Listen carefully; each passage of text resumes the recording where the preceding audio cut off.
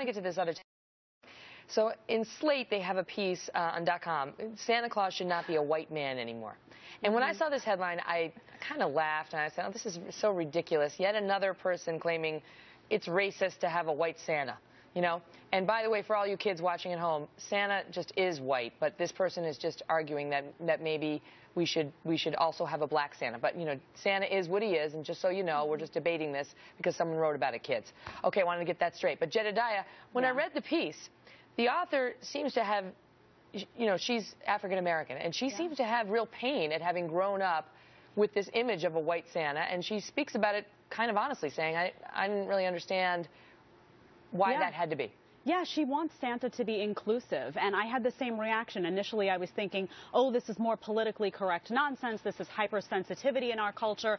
And then you read the piece and you really walk through the steps with her. I think it's a tribute to her writing, and you realize if you were a young kid and you were African American and your Santa Claus was white, it would affect you when you went to school. Maybe you wouldn't feel that you were part of that tradition. Now, she suggests that a penguin should be Santa. Okay, that's where she goes off the rails. Well, I think that's kind of interesting, though, to have an animal, which is something that kids love, sort of brings that cartoonish component into it, and I think that makes all kids kind of feel welcome in the process. So I see where she was going with that. No, it doesn't. No, it doesn't make all kids feel. Hey, I like penguins. It makes all birds feel welcome. Kids Monica, like penguins. You know, but okay, so I've given her name is Aisha Harris. I've given her her due on where she was going with it, but just because it makes you feel uncomfortable doesn't mean it has to change. You know, I mean, Jesus was a white man too, but you know, it's like he was a historical figure. I mean, that's a verifiable fact, as is Santa. I just want the kids watching to know that. Yes. But my point is, how do you just revise it, you know, in the middle of the legacy, the story, and change Santa from white to black? Yeah, I mean, you can't.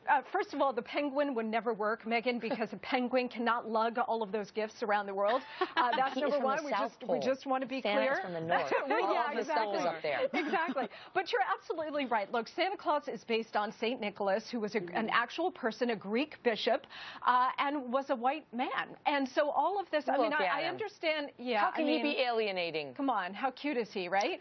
So, you know, you can't take facts and then try to change them to fit some sort of a political agenda or a sensitivity agenda. Bernard, quick last word. Look, I think that it's fine for Santa to be represented as a traditional white man, but I also think that if people want to represent him as an African-American male, a Latina, an Asian, or a drag queen, I think our social fabric can sort of take the elasticity. No, you can take the elasticity of Kris Kringle. I mean, I really don't think that a society is going to break up if people respond to Santa in different ways. Thank you for that, Bernard. Thank you, panel.